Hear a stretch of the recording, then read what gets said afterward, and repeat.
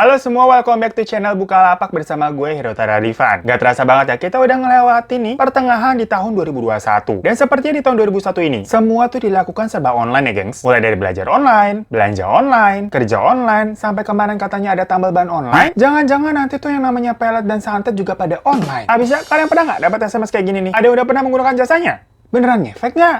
Aduh, tobat deh mendingan. Nah, gara-gara SMS paranormal kayak tadi tuh, gue jadi keinget sama dua paranormal nih. Yang paling terkenal di dunia, siapa lagi kalau bukan? Ed Warren dan Lorraine Warren. Dan baru-baru ini, itu kan juga udah keluar tuh film Conjuring yang terbaru. Udah pada nonton belum? Nah, makanya kali ini kita bahas aja yuk kasus-kasus terhoror yang pernah ditangani sama Ed dan Lorraine ini. Yang, aduh, kalau nonton tuh bener-bener bikin tobat. Jadi nggak usah lah kalian tuh berani-berani ikutan pelet sama santet online. Mending yang pasti-pasti aja. Kayak belanja online di Bukalapak. Soalnya Bukalapak lagi ngadain promo nih. Nah, pas banget gengs, untuk menunjang hobi baru kalian, Bukalapak tuh lagi ngadain promo pilihan jagoan di bulan Juli. Makin banyak nih promo-promo untuk kategori unggulan seperti gadget, otomotif, dan juga DIY perkakas rumah tangga. Catat tanggal-tanggal ini ya. Jadi buruan deh, sikat barang-barangnya sesuai dengan kebutuhan kamu sekarang karena semuanya ada di Bukalapak. Produknya murah, lengkap, dan pastinya original. Pastinya semua kamu bisa dapat beli dengan promo no ongkir 100.000 kali. Nah, bagi kalian yang suka cari voucher promo di Bukalapak nih, gue kasih tahu 5 cara gampangnya. Pertama, download aplikasi Bukalapak. Kedua, tap voucherku.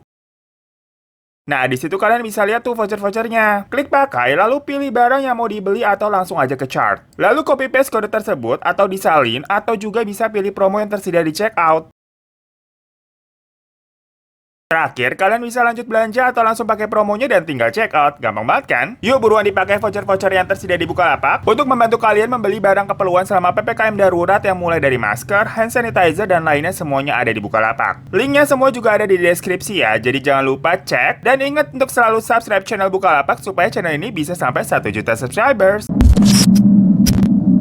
Siapa sih yang nggak tahu sama Ed Warren dan Lorraine Warren ini? Ya, mereka adalah pasangan suami istri yang memiliki kemampuan supranatural yang terkenal banget di dunia. Bahkan kisah petualangannya tuh yang menyeramkan dan menegangkan udah banyak dijadikan film. Jujur gue pribadi sih ya tahunya dari film Conjuring. Tapi ternyata sebelum film Conjuring pun, beberapa kasus-kasus yang telah ditangani dia tuh juga cukup serem-serem semua, gengs. Nah, kita bahas dari background dari kedua orang ini dulu ya. Ed sendiri memiliki nama lengkap Edward Warren Maini yang lahir di Amerika pada tanggal 7 September 1926 dan meninggal pada 3 Agustus 2006 di usianya 80 tahun. Edward ini adalah veteran Angkatan Laut Amerika saat Perang Dunia Kedua, dan dia juga mantan polisi yang mempelajari ilmu iblisologi atau ilmu yang membahas tentang roh jahat secara otodidak. Gue baru tahu juga ada ilmu iblisologi. Sedangkan istrinya, yaitu Lorraine Rita Warren, yang lahir pada 31 Januari 1927 dan meninggal pada tanggal 18 April 2019 di usianya 92 tahun. Nah, Lorraine ini memang sebelumnya sudah memiliki kemampuan supranatural dan menjadi paranormal yang menangani kasus-kasus kesurupan yang ringan. Saat mereka bertemu nih, mereka merasa menemukan ada banyak kecocokan. Yang mana akhirnya pasangan ini menikah pada tahun 1945.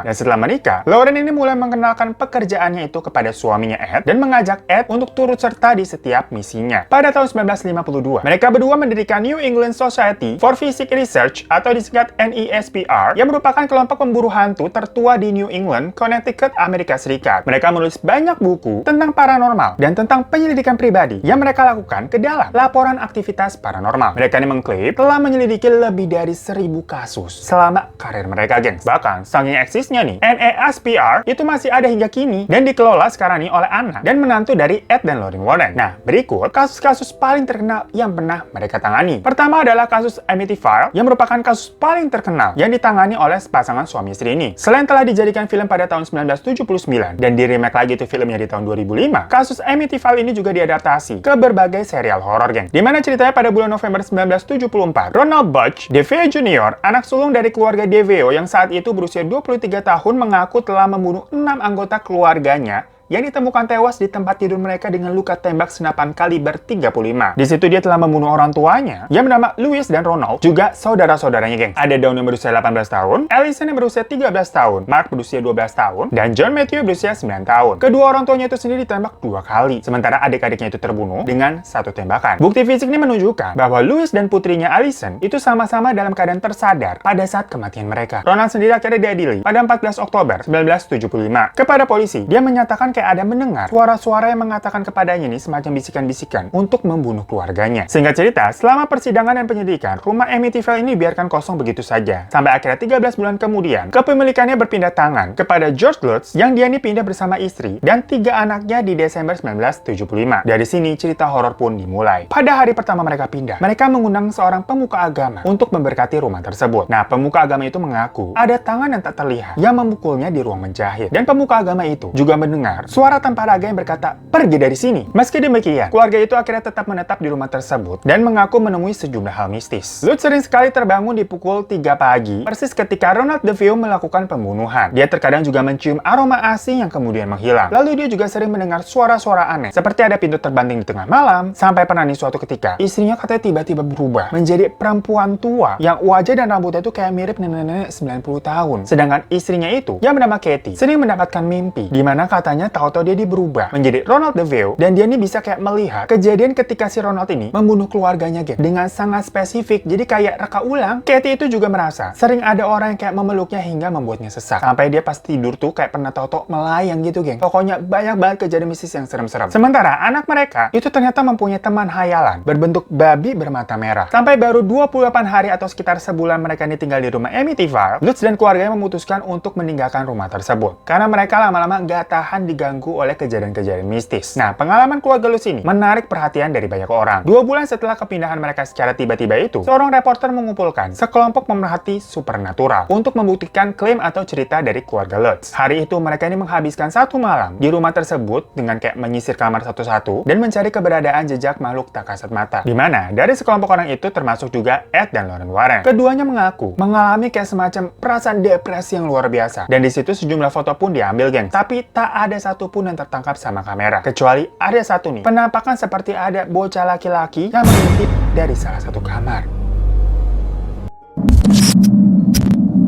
Sama seperti rumah Amityville, kengerian dari rumah keluarga Snedeker ini juga menginspirasi dari film The Haunting in Connecticut di tahun 2009. Jadi ceritanya, pada tahun 1986, keluarga Snedeker ini itu pindah dari New York ke Connecticut. Tujuan mereka pindah adalah biar mereka lebih dekat dengan rumah sakit yang merawat putra tertua mereka yang sedang mengidap kanker. Setelah rumah tersebut direnovasi, anak dari keluarga tersebut yang bernama Carmen memasuki ruang basement bawah tanah untuk pertama kalinya. Di situ dia menemukan banyak banget peralatan pembalsaman serta label tubuh dengan nama orang-orang yang telah meninggal di rumah tersebut. Dari situ keluarga ini mulai mengalami kejadian-kejadian aneh, seperti air yang tahu-tahu berubah warna menjadi seperti darah, lampu yang tiba-tiba juga menyala dan mati sendiri padahal pas dicek bahwa lampunya nggak ada. Sampai akhirnya, karena banyak banget kejadian-kejadian aneh, mereka ini pun meminta bantuan dari Ed dan Lorraine untuk melakukan pengusiran setan di rumah mereka. Dari hasil investigasi Ed dan Lorraine di dalam rumah ini, mereka ini melihat bahwa rumah Snedeker itu sebenarnya bekas rumah duka dan menyimpan banyak sejarah gelap. Di basement katanya ada mayat yang dulunya tuh meninggal karena diperkosa sebelum akhirnya dimutilasi. Dan di tempat tersebut itu juga dulunya katanya merupakan kayak tempat sekte pemujaan sesat, gengs. Banyak banget roh-roh yang mengalami penyiksaan sebelum mereka meninggal, sehingga tuh aura-aura negatif dari rumah tersebut menjadi sangat kuat. Ed dan Lorraine ini juga menemukan adanya tengkorak manusia di halaman rumah. Dari situ mereka pun mulai melakukan ritual pengusiran setan. Dan sejak dilakukan pengusiran setan, beberapa aktivitas paranormal di rumah tersebut tuh mulai berkurang perlahan-lahan. Sampai akhirnya rumah Snedeker ini berhasil dibersihkan dan tidak terjadi adanya aktivitas mistis di rumah itu lagi. Pada tahun 1970, keluarga Perron ini ceritanya pindah ke sebuah rumah di pertanian di daerah Rhode Island. Di awal perpindahan mereka, beberapa hal ganjil dialami oleh keluarga Perron. Dan ini tuh kayak menjadi mimpi buruk mereka, geng. Nah, keluarga Perron ini tuh terdiri dari Caroline, Roger, dan kelima anak mereka. Saat malam hari, mereka ini sempat menyaksikan ada seorang wanita bertubuh tinggi dengan berpakaian warna abu-abu yang berkeliaran di dalam rumah dan disusul dengan beberapa kejadian janggal lainnya. Saat itu, keluarga Perron ini langsung memutuskan untuk memanggil pemburu hantu yang bisa mengatasi masalah mereka. Nah, Ed dan Lorraine ini merasa terpanggil sebagai pemburu hantu dan akhirnya mengatasi kasus tersebut. Saat pasangan suami istri ini menyelidiki rumah tersebut, mereka tuh menyimpulkan bahwa ada beberapa kategori roh yang ada di sana. Yang pertama ada hantu bayi yang mengeluarkan aroma bunga, di mana hantu itu akan mencium kening anak-anak dari keluarga Perron ketika mereka tidur. Yang kedua ada roh-roh yang tidak begitu baik yang sering menjambak rambut anak-anak dari keluarga Perron atau menarik kaki mereka di malam hari ketika mereka sedang tidur. Ada juga yang sering kayak membanting pintu dengan keras sehingga seluruh rumah tuh seperti terguncang. Ada juga yang kayak menahan pintu hingga kayak pintunya susah banget dibuka. Pokoknya ini tuh jenis-jenis hantu-hantu yang kayak usil gitu, geng. Nah, by the way, sosok wanita berbaju abu-abu yang tadi itu kerap menampakkan dirinya, yang ternyata adalah seorang penyihir dari abad ke-19 bernama Bathsheba. Nah, sosok itu tuh telah mengorbankan bayinya kepada iblis sebelum menggantung dirinya sendiri di pohon yang ada di halaman belakang rumah keluarga Perron. Bathsheba sendiri adalah ternyata hantu jahat yang mendominasi keadaan rumah, sehingga membuat kayak rumahnya tuh horor banget. Sampai-sampai dia ini pernah merasuki anaknya yang bernama Caroline. Namun akhirnya hal tersebut dapat diatasi oleh Ed dan Lorraine yang berusaha mengeluarkan si Bathsheba ini dari tubuh Caroline. Setelah Bathsheba berhasil dikeluarkan, keluarga Perron ini segera langsung pindah dari rumah tersebut. Sementara Bathsheba sendiri itu masih ada di dalam rumah itu, geng.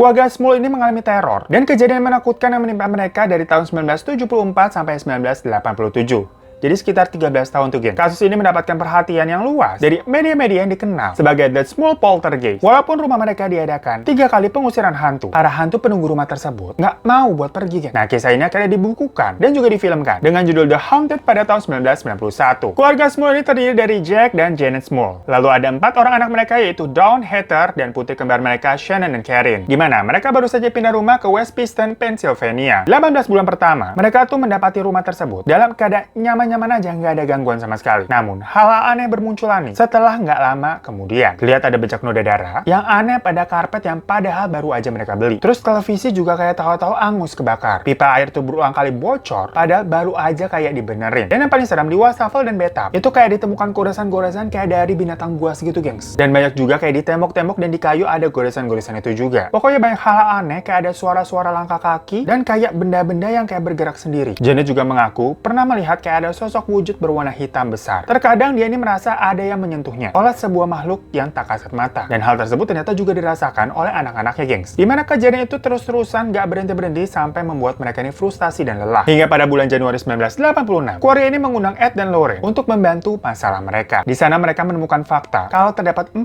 makhluk jahat di rumah tersebut. Dimana mereka mengidentifikasikan 3 makhluk itu adalah setan kecil, sedangkan yang satu lagi adalah iblis atau rajanya. Ed dan Lorraine itu memang menyarankan untuk keluarga Smurf pindah aja dari rumah itu. Sampai akhirnya di tahun 1987, keluarga tersebut menuruti perintah dari Ed dan Lorraine dan memutuskan untuk pindah. Setelah itu, di rumah barunya mereka tidak pernah mendapatkan gangguan apapun lagi.